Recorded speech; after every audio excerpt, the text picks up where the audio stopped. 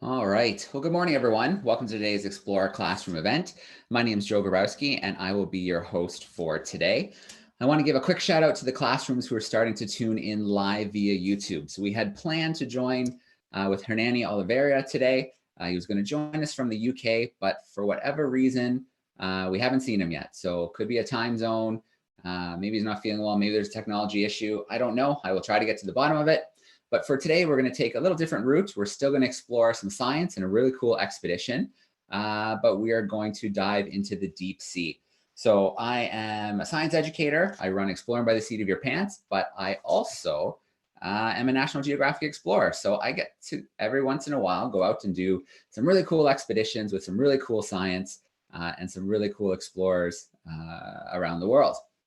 So recently I was on a deep sea expedition, and that's what I want to talk to you about today. I've got some awesome pictures and videos, amazing undersea creatures. It's going to be pretty cool. And then I will take questions from the YouTube classrooms. I'll take questions from the live classrooms, and we'll make today work just a little bit differently. So bear with me for just a second. I'm going to share my screen. And then let's see, share. So you should be seeing my PowerPoint now. I'm going to go full screen. And there we go. So if one of the YouTube classrooms, if for some reason it's not full screen, let me know, but I think we should be good to go because it looks okay on my end. So as I mentioned, this deep sea expedition was off the coast of California.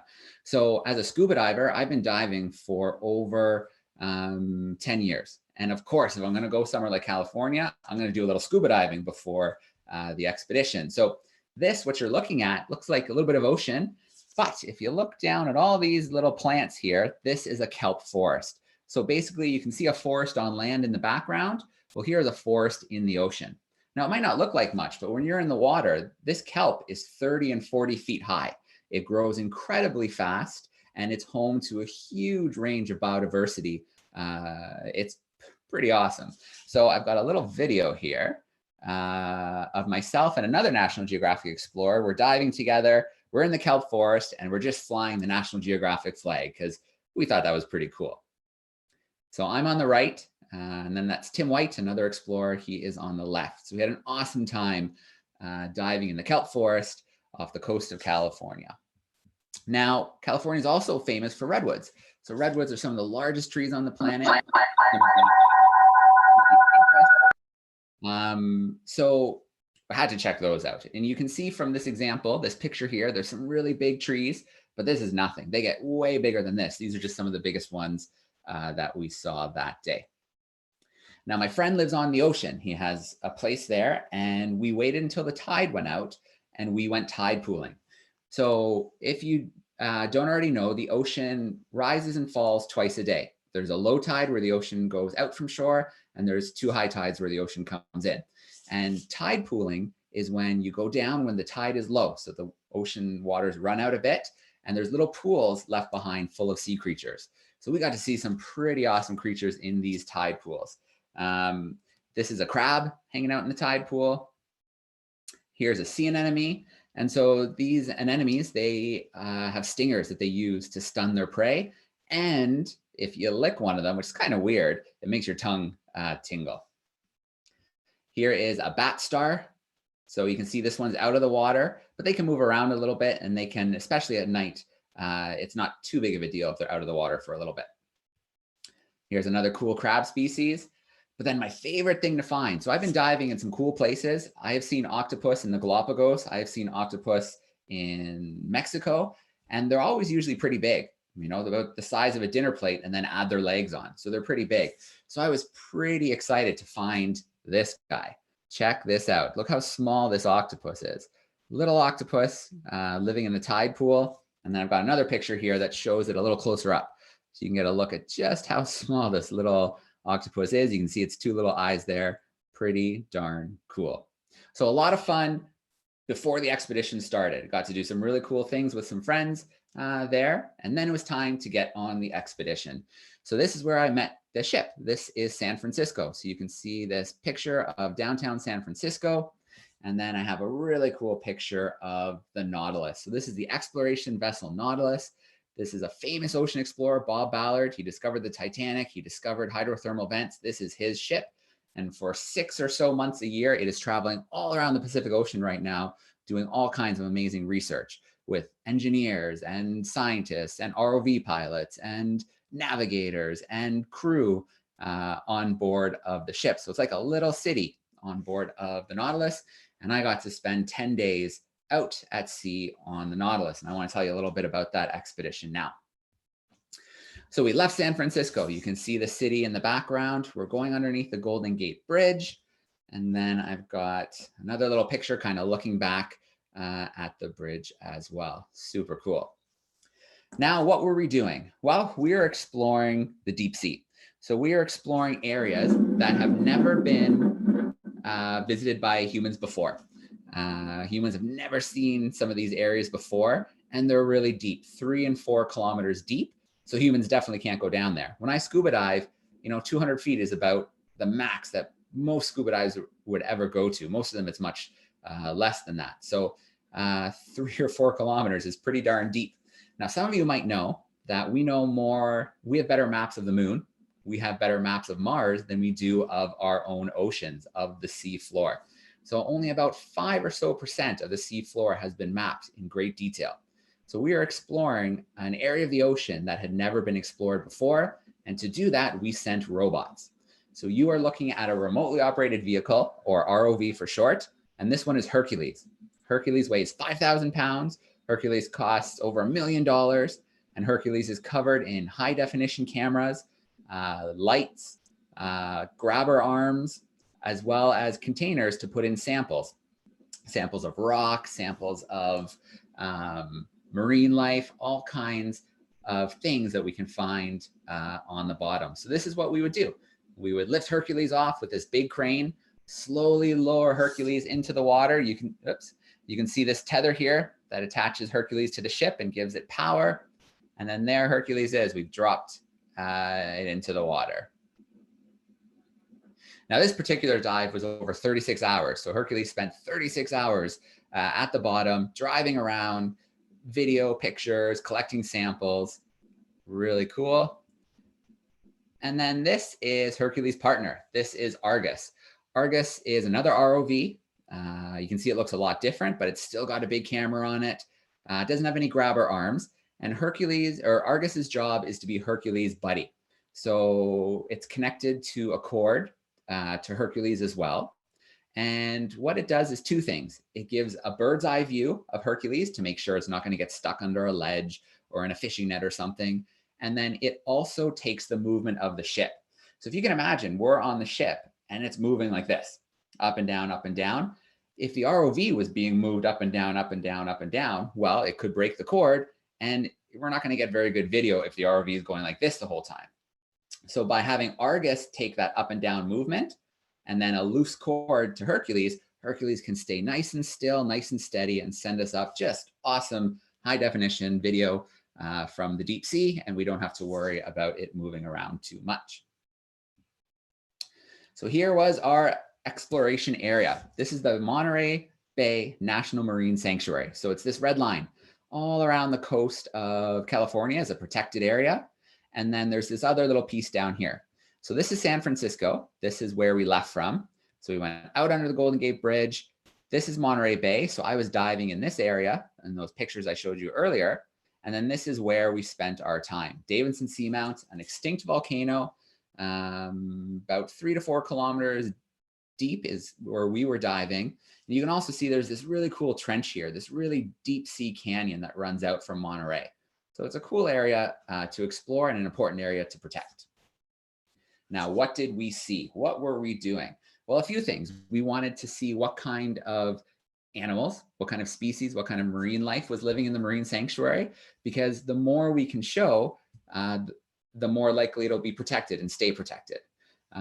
So we were collecting samples, looking for new species, looking to see what the rocks were like at that depth, all kinds of different science and different experiments. There was a whole science crew on board who wanted different samples, who wanted to see different rocks, who wanted to see different areas of Davidson Seamount. Because like I said, this is an area that had never been explored before, and there was a lot of curious minds on board. That's what it means to be a scientist, is to be curious. I'm just noticing a message flashing up here. So maybe I should take a quick look and make sure that everything is okay. Oops. Okay. I can't get the message right now, but if you do want to ask me something or tell me something, just turn the mic on to whichever classroom is having trouble. So that first creature there, this is a pictogonin, or also known as a sea spider. So I think you can see why it gets the name. Looks like a spider, has 8 legs. Obviously not a spider, it's living in the deep sea. You might be wondering about these 2 lasers. Well, these 2 lasers are 10 centimeters apart, and we use this to measure how big things are. So if we put that onto a creature, we can get an idea of how big it is. So judging by this being 10 centimeters apart, this pictogonin is probably 30 centimeters across, so about a foot. That's a really big sea spider. This is an ROV pilot's nightmare, seeing something like this in the deep. This doesn't look like much, but it's actually a big fishing net. So maybe this broke away from the ship. Maybe it was thrown away on purpose. Either way, it sank to the bottom. Still dangerous to sea life that can get caught in it, and it's dangerous to a remotely operated vehicle. If you get an ROV tangled up in a net 3 kilometers deep, it is not going to be easy to get back, and they're very expensive. So the ROV pilot made sure they made a big swing around there so that they didn't run into it. Now, life in the deep sea is pretty cool. Some people think it's empty and barren. There's not a lot of life or not a lot of nutrients. Well, that could not be further from the truth. There's actually a ton of nutrients, good stuff for creatures to eat on the bottom of the ocean, because everything above, the plankton, the zooplankton, the fish, the whales, the sharks, sea turtles, you name it, when they die, they sink down to the bottom of the ocean. So when the ROVs go down, it takes 3 hours to get 3 kilometers deep. You see a whole bunch of it looks like snow. It's called marine snow. And that's organic matter slowly sinking down to the bottom. And it creates this great feeding opportunity for creatures in the deep sea. And then here's an example of something bigger. This is a piece of kelp that must have broken free and sank to the bottom. And then you can see that it's sea cucumbers, these are called sea pigs, are eating it. And there's also sea urchins that are eating this kelp that sank to the bottom. Now, life is really different in the deep sea. You have to be adapted to survive. It's totally dark, so you have to have special senses that help you survive. And so this lizardfish is a really good example. It doesn't have any color because color isn't important in the deep sea in many cases. It's got big eyes, so if there is a little bit of light, some creatures have something called bioluminescence, which means that they glow a little bit. So, having big eyes will help you see some of that. And then it's got this big mouth like a crocodile. So it waits for something to swim over top and it ambushes it. It pops up and grabs it. And then if you look, you can see this line here. All fish have this. This is called a lateral line, and it's like a sixth sense. It's an extra sensors that help them feel movement in the water around them. So it's another really cool adaptation of animals in the deep sea. And of course, even though we're far from shore, even though it's 3 kilometers deep, we still find evidence of humans. So we saw paint cans and balloons and plastic bottles, the fishing net. Here's another example. Here's a Dr. Pepper can. So even in unexplored areas, humans still have an impact. So you can see here a sea urchin and a crynid are checking out this Dr. Pepper can. Now, the scientists were like kids in a candy store. They would be watching through the cameras and they would say, oh, what's that? We want a sample of it. Oh, what's that? Can we get a sample? So this is a sea sponge. And you can see Hercules is using one of the grabber arms to take this sample of the sea sponge and then puts it into a container and then can bring it back to the surface for us. And so sponges are pretty cool. It doesn't look like an animal, but it is. But it's an animal that has no eyes, no hearts, no brain, no bones, but it gets its food from filtering water, sucks water in, filters out bacteria and other small things, and then pumps that water back out. So sea sponges are crazy animals that exist in a way that animals on land don't. Sometimes samples are delicate, so we use the slurp. And the slurp is just what it looks like. This is a vacuum hose. So this sponge is delicate, so we just sucked up some with the slurp so we didn't crush it with the arm. And then you can see these sample kits. So here's a stocked crionid. Hercules has the sample, dropping it in, and then up front, there's some rocks. You can see we've picked up some rock samples as well to bring to the surface. And I mentioned earlier that there's a lot of life in the deep sea. There's a lot of biodiversity. And I really like this picture because it shows a lot of life in a really small patch of ocean. So we have a sea cucumber here, the purple guy. We've got at the bottom, we've got a sea anemone up here. There's an acorn worm making its way along here. You can see it's feeding on the bottom, and this is the waste coming out, just like worms do on land. Here is a floating crionid, and this is some deep sea coral. So we always think of coral living in shallow water and using sunlight, but there are some species of coral that can live really, really deep in the ocean, but it's very different from the coral that you see in pictures and stuff of the Great Barrier Reef. And then here's another octopus. So this is a Moose Octopus robustus, and this is a pretty cool octopus. We saw tons of these, and I have a little video that I'm going to share in a minute to show a really cool discovery we made with these octopus. And here's another critter. This is a cusk eel. So again, adapted to living in the deep sea. You can see those lines, that sixth sense running along its body. You can see these little whiskers that help it feel and sense, and then you can see those big eyes again. But again, there's not a lot of light in the deep ocean. So I have two little video clips that I want to share. This one here is sometimes called the Dumbo Octopus. It's sometimes called an umbrella octopus. And I think you'll see why it gets both of those names. So this is pretty cool. Everybody was pretty excited to see this. They're obviously super cute. And, you know, it's another interesting thing about the deep sea is we have no idea if these guys are rare or if they're found everywhere, and there's lots of them. There's so much left for us to explore and discover in the deep sea. There's so many new species to find that, you know, scientists can't even say if this is rare. But since we hardly ever visit the areas, for the moment, it's rare to us because we don't see them a lot. So you're going to get to see why it gets the umbrella name. Look at that, pretty cool. And then the Dumbo, obviously it looks like the elephant from the movie Dumbo, but those aren't ears, those are actually fins. So those are fins that help it move through the water. And they're pretty darn cool. So always awesome to see something like this while exploring. Look at that.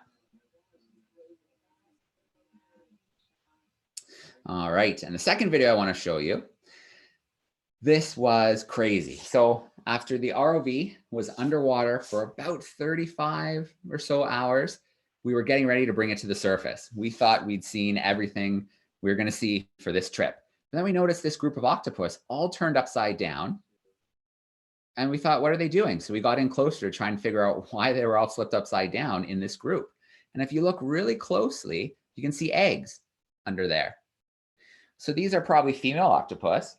They're all turned upside down and they're protecting eggs. We call that brooding. They're protecting eggs. So we started to look around a little bit more, and there were all these cracks and crevices in the rock. And as we went along with a remotely operated vehicle, we saw more and more and more of these octopus turned upside down, protecting their eggs on the bottom of the ocean. So it went from 12 to 50 to 100 to well over 1,000 of these octopus. You can see this is a bird's eye view. This is Argus looking down at Hercules. And you can see the more Hercules travels along this rock, the more octopus we're finding wedged into the rocks, protecting these eggs. So some octopus could be doing this for several years. Female octopus protecting their eggs for several years, and then afterwards they die after the eggs hatch. That's like crazy parenting to make that kind of sacrifice. So you can see there's more and more and more and more. It was pretty awesome. This was the largest and deepest group of octopus ever found, brooding octopus. So it just goes to show that in any part of the ocean, so much left to explore and discover, we have no idea what we're going to find. And there's always, always, always surprises like this. And so here's another picture. This Argus took this picture. This is Hercules hovering in front of a ledge with a whole bunch of those octopus sitting on the ledge, brooding or protecting their eggs. Now, it's not always easy going on the deep sea. So this is our communications room. This is where we would do live events with classrooms, museum groups all over the world. We could do live events from the ship. We could share what was going on in the ROV screens. We could talk about life on the ship. Different scientists joined us. So this is a nice calm day. This is what it would look like if a storm kicked up. So you can see everything in the room was just thrown everywhere. Chairs, tables, you name it. But we're used to that on a ship. You can see the computer screens are all bungee corded down and such. So those were all safe, but everything that's not attached to the ground got pretty shaken up. And then I love this video. This video, it doesn't look stormy, does it? It looks like a nice, sunny, clear day, but there was a huge swell in the ocean. So watch how much the Nautilus is going up and down with the swell of the waves. And then try to imagine walking around the ship. Try to imagine the cooks trying to prepare food. Try to imagine, engineers trying to work on the remotely operated vehicles. Obviously, we couldn't have them in the water right now. The water was way too rough, but it definitely makes things very interesting being on an environment that moves so much depending on what the ocean is doing.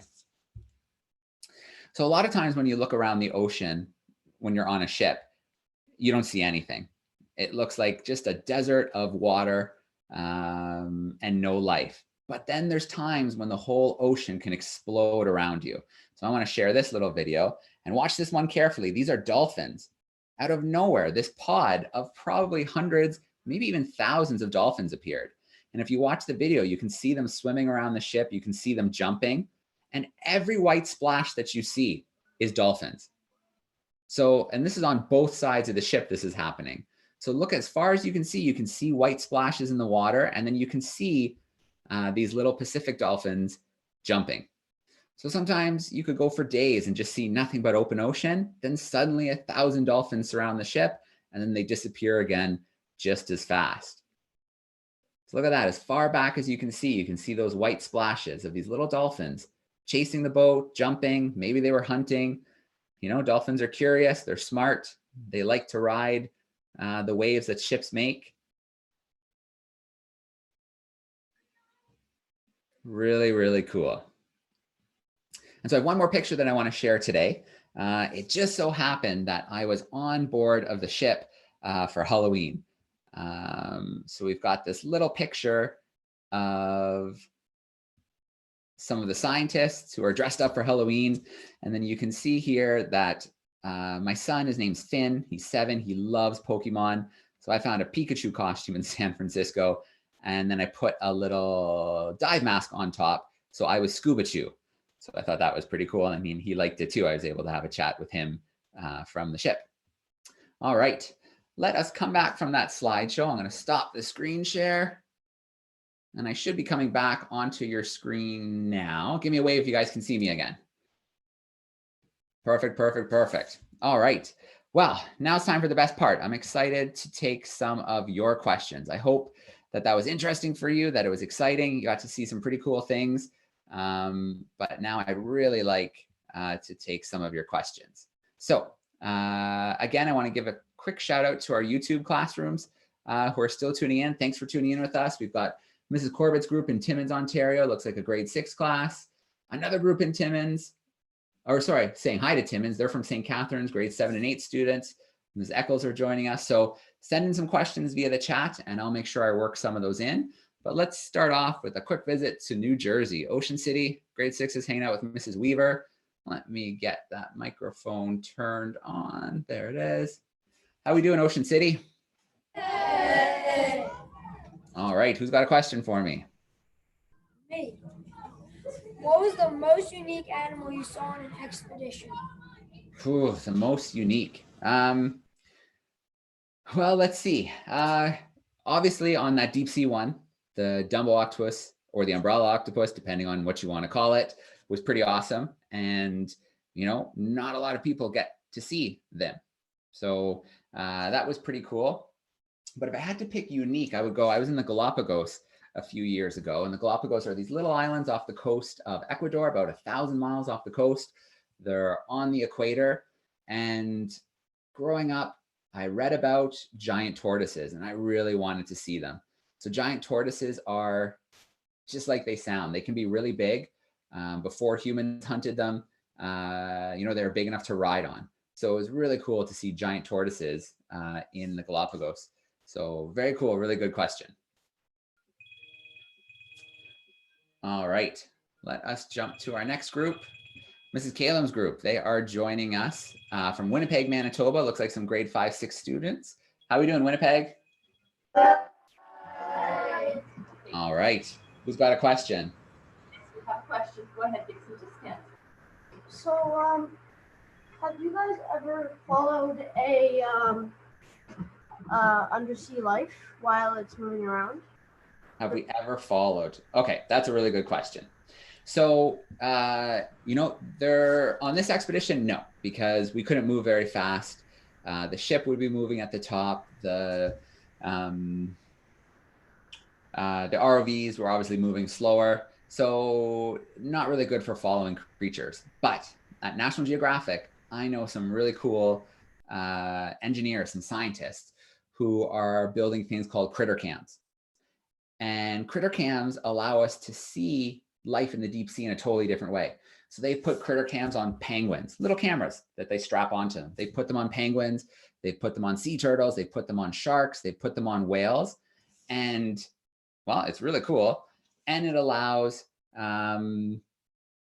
us to see their kind of secret life. So these cameras can stay on them for a few hours. They can stay on them for a few days. Then they're usually released. So they're set to release and float to the surface. So tracking animals in the ocean is really, really tricky. And it can be done. There are tags put on shark fins and stuff like that. And then every time the shark comes to the surface, it sends a signal and that shark can be tracked. But the critter cams are really cool because you can track the animal and you get to see it eating, it playing, it whatever it does in its life, interacting with other animals. So critter cams are super cool. And if you look online, you can probably find some critter cam footage. So Brantford, Ontario, we've got Mrs. Tully Heron's group hanging out with us. Let me get that microphone turned on. How are we doing, boys and girls? Awesome. I'm glad you were able to switch to another spot. Do you guys have a question about what you just saw, some of that deep sea stuff? We do. Go ahead, Carson. Oh, you can just ask it. Oh, sorry, but I missed that. How long did the octopus's eggs hatch? Oh, okay. So we don't know for sure. We don't know a lot about that species of octopus. We do know that some species can brood their eggs, protect their eggs for up to 4 years. Could you imagine that? Protecting eggs for up to 4 years. And then what happens when the eggs hatch? The female, because it's usually the female, she dies. So she pretty much spends her whole life protecting, and in some cases up to 100 eggs, so that they can, have that good start, be protected, less likely to be eaten, kept at a good temperature, that kind of stuff. So we don't know for sure how long those ones brood their eggs for, but it could be several years. Good question. All right, Mrs. Robinson's class, hanging out in Petawawa, 5-6s. How you doing? Good. How are you? I'm good. Who's got a question for us or for me? Oh, we do. Hang on. Let's actually just making her way. That's okay. How many species of animals did you find in the ocean? That's really hard because we saw a lot. I would say on that deep sea expedition that we probably saw at least 50 to 60 different species. And potentially some of those species are new to science. That means they haven't been discovered before. And the deep sea is one of the spots. There's 2 spots on the earth where we're going to find a lot of new species. One is the deep sea, and the other is the canopy of the rainforest. So the rainforest canopy is like this connected highway, can be over 100 feet high off the ground. And there's all kinds of creatures, insects, reptiles, mammals that live up there and spend their whole life up there. So those are 2 spots. If you want to try and find new species, studying the rainforest canopy and studying the deep sea are the best, two of the best spots to find new species of animals. And diving, oh, I bet you I've seen well over 100 different species of fish, sea turtles, sharks, coral. I'd say it's hundreds of different species when I've been diving in really cool places around the world. Good question. I should keep track, but sometimes there's a lot. So, all right. So we've got another question here. Mrs. Corbett's class is wondering what would happen. So they're in Timmins, and they're wondering what would happen to an animal living in the deep sea if it was brought closer to the surface. That's an awesome question. And the answer to that is it depends. It depends on the animal, and it depends on how they're built. So some animals can be brought to the surface and put in water, and it doesn't affect them too much. They can be studied and they can be fine. Some animals are so adapted to the pressure that they're at that they can actually sort of explode if they're brought to the surface, especially too quickly. So it depends on the animal, but there are some deep sea species that don't make the trip up to the surface very well. Their bodies just can't handle it, and they end up dying or almost bursting from the sudden pressure change. So really good question. And then our class in St. Catharines, Mrs. Eccles' class, they're wondering about how often Hercules goes on expeditions. Well, Hercules spends about 6 or 7 months a year on expeditions. And each season, it's called a season, an expedition season. I would say that there's probably 8 to 10 kind of 2-week expeditions that Hercules goes on. So maybe 8 or so expeditions over 6 months over the course of the year. And there's new ones being built. There's a little Hercules being built, which is a smaller version of Hercules and a mini Argus. And those are going to be used on smaller ships. So the idea is if you can pack the ROVs into like a shipping container, then you can move them to other ships around the world. So the kind of mini Herc and the mini Argus will be used as a mobile system, a system that can be moved from ship to ship. So that's pretty darn cool. Okay, let's see if we can quickly go through our classrooms one more time. New Jersey, do you guys have another question? Miss Weaver's group. Okay. Did the deep sea animals respond to the light from Hercules? Oh, that's a good question. It was interesting. It didn't seem to bother them that much, which I thought was kind of surprising. But I think that could be because the ones that didn't like the light, I think would have moved away pretty quickly. The ones that could swim well would probably have moved away quickly. And the ones that really weren't too bothered by it were the ones that we see the most. So that's even more reason why we need to explore our oceans more and try to figure out what's down there. So I would say the ones we saw didn't seem too bothered or couldn't move away. And then the ones that wouldn't have liked it probably moved away pretty quickly because there would have been a little bit of noise from Hercules. There would have been the light, it has little engines that make noise. So they probably would have moved away if it was something that they didn't really like. All right, Winnipeg, your microphone is on. Just make his way up to the front. What's the smallest? What's the smallest sea creature you've ever found? That's not too tough of a question. So there's bacteria. There's bacteria in the ocean, and that's really small, but obviously I can't see that. You need something like a microscope. The biggest that you can kind of see, there's plankton and zooplankton. So plankton is like single-celled, sometimes groups, but of little plant-like organisms in the ocean. So super important because they're a source of food for all kinds of different sea creatures. And they also produce oxygen, just like plants on land. We always hear about trees, and trees play a really important role, but actually plankton in the ocean is producing more oxygen, up to 50%. Almost every second breath that we take is coming from plankton in the ocean. So the plankton is the plants, microscopic in a lot of cases, or a couple cells. And then there's zooplankton, which is small, tiny little creatures and living in the ocean, the copepods, larvae of fish and crabs and other creatures. So those are all really important food sources. They're like the base of the food chain in a lot of cases in the ocean. And when I was diving in Cozumel, little island off the coast of Mexico, I went night diving. So we went out after dark, we went down with just little spotlights, and then we turned the spotlights off, probably 50, 60 feet deep, and we waited for a little bit. And then we started waving our hands like this in the darkness in the water. And it was like blue-green fireworks exploding around us because the zooplankton is bioluminescence. So when they're disturbed, they produce a little bit of light, which is crazy.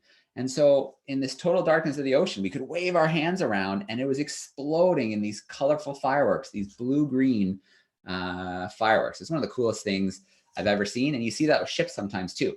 If you're on a ship at night and it goes through some bioluminescent zooplankton, it kind of leaves a trail, almost like a glowing trail of where the ship has been. So it's really cool.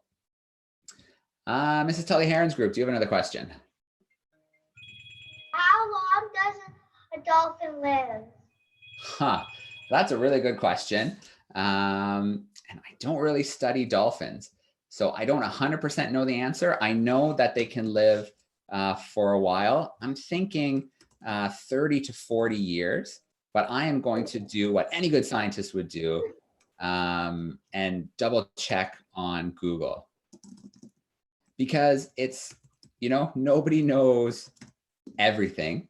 And that's why we have different things. So what I'm seeing here from what just popped up is most seem to be about 40 years. There's a few different species of dolphins, a few examples here at 40, 45 years. There's a striped dolphin, they say can live 55 years.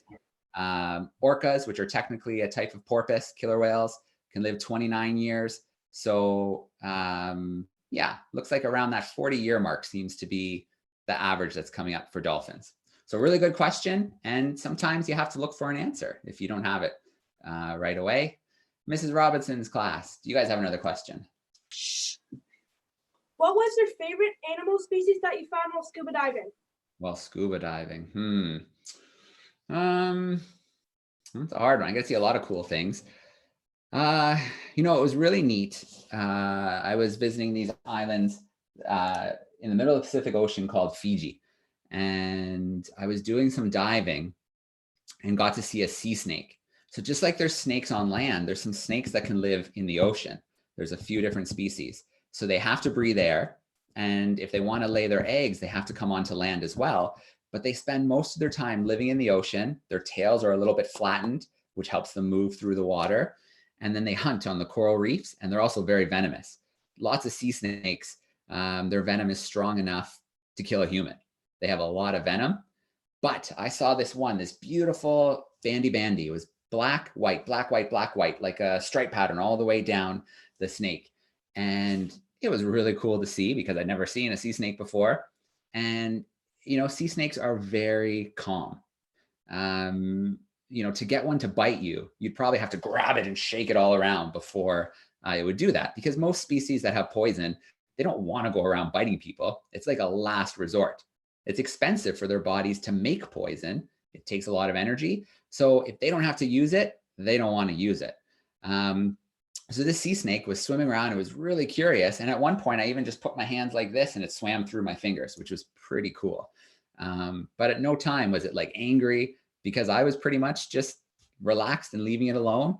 It was just a little bit curious, and then it went on and continued hunting. So that was probably one of the favorite creatures that I've come across, especially because I really wanted to see one.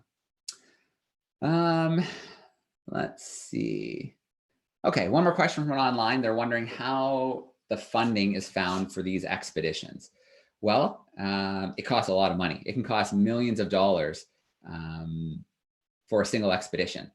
And that money comes from different sources. It comes from science institutions, so groups like NOAA or the Woods Hole Institute, organizations that fund science, Department of Fisheries and Oceans in Canada. They're all organizations that fund science, and so they often will contribute to expeditions and science. Another is donors. So some people just love the ocean.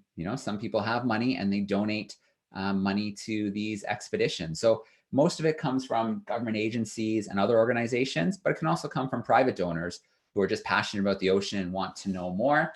And the last thing I'm going to say from online, Ms. Corbett's group is wondering about the rovers being attacked by sea creatures.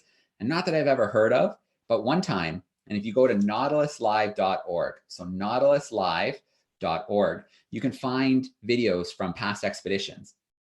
And one time as Hercules was going down, this massive shape filled the screen, and it was a sperm whale. It was a huge whale deep in the ocean. Sperm whales hunt squid deep in the ocean. And it was super curious about what Hercules was. It didn't touch Hercules, didn't hurt it in any way, but this massive whale was sitting right in front and kind of almost looking into the camera. So I suggest you check out nautiluslive.org and you can see that video there. It's pretty darn cool. All right. Well, I think we're out of time for today. I wanted, obviously the classroom's on YouTube. If you have any more questions or who are on camera today, you can email me some. You should all have my email address. And I'm happy to answer some more via email, but a huge shout out to all the classrooms. Thank you for tuning in. Thanks for bearing with the change of plans. It happens sometimes when we're coordinating a lot of events in a whole bunch of different places, but I really appreciate your questions and hanging out. And I hope you guys learned a little bit more about the deep sea. So the last thing I'm going to do is I'm going to turn the microphones on, boys and girls, if you just want to say a quick goodbye, and then we will sign off for today. So here we go. Microphones are on. Bye. Thanks so much for hanging out, everybody. Awesome questions. And of course, we look forward to seeing your classrooms again on future Explorer class or Exploring by Seat Your Pants events. We actually have about 40 events next month, and we're hosting women, scientists and explorers from all over the world. Astronauts, marine biologists, planet scientists, you name it. Artists. We have an awesome lineup next month. So we hope we see all of your classrooms signing up for some events soon. So thanks everyone. And we are signing off for today.